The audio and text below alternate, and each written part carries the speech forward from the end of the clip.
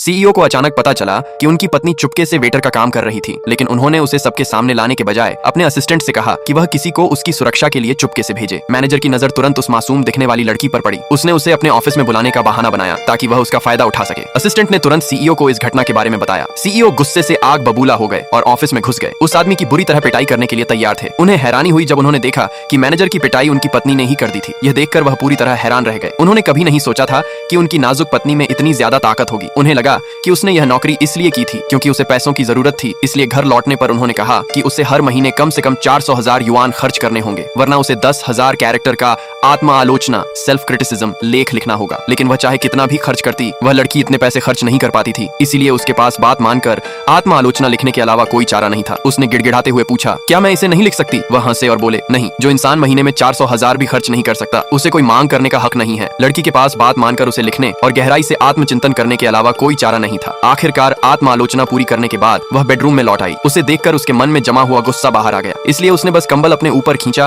और दूसरी तरफ मुड़कर सो गई। सीईओ जानते थे कि उनकी पत्नी गुस्से में है, इसलिए वह उसे मनाने के लिए धीरे से उसके पास गए, लेकिन उन्हें ठुकरा दिया गया। अगली सुबह जब वह उठी तो उनके सेक्रेटरी ने उसे बताया कि उसके पति बिजनेस ट्रिप पर गए हैं। उनके बाहर रहने के दौरान लड़की रात भर सो नहीं पाई और शिकायत किए बिना नहीं रह सकी। यह पहली बार है जब मुझे लगा है कि यह बिस्तर इतना बड़ा है। अगर आप जानना चाहते हैं कि आगे क्या होगा तो इस वीडियो को लाइक करें, कमेंट में पार्ट 2 लिखें और सब्सक्राइब करना न भूलें।